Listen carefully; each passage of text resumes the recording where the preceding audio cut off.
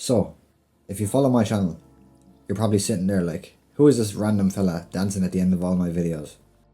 And if you actually follow him, you've probably only ever seen clips of him demolishing a plate of food in about 4 seconds flat.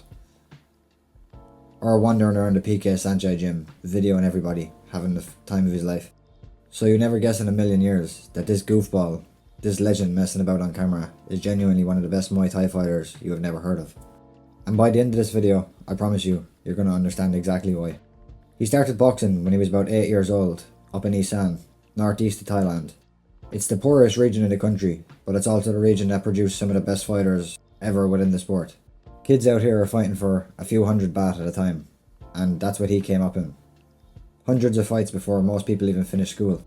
He trained at a small camp in his village first, and then in 2014 he made the move to Bangkok, to PK Saenchai Muay Thai gym. And now here's where it gets a bit ridiculous. Lumpinee champion, Channel 7 champion, and not just at one weight. He won both of them at multiple weights. Lumpinee at 108, Lumpinee at 115, Channel 7 at 112, and Channel 7 at 115.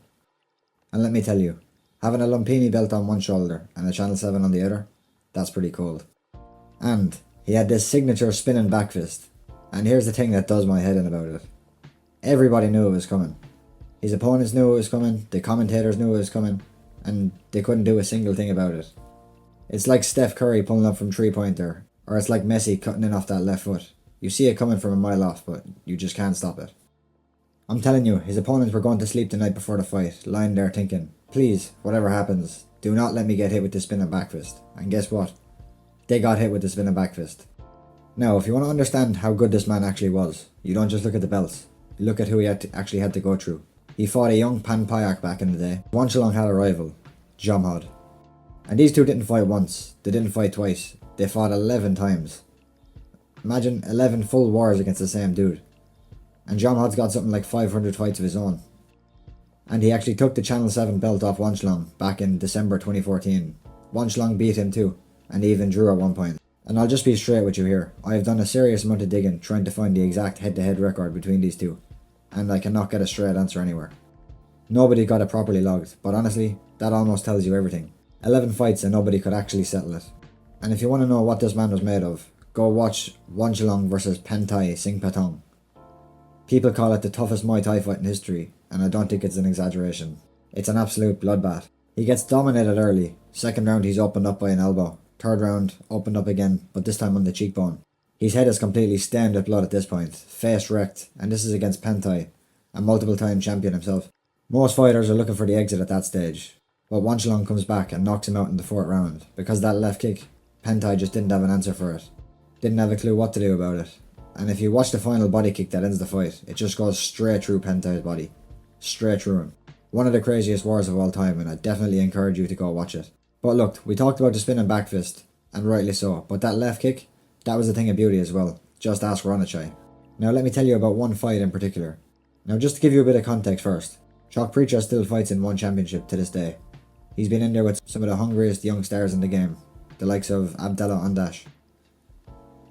So we need to put some respect on his name too, because I genuinely love watching Chok Preacher as well. So Wanchalong against Chok Preacher, and I want you to picture this properly.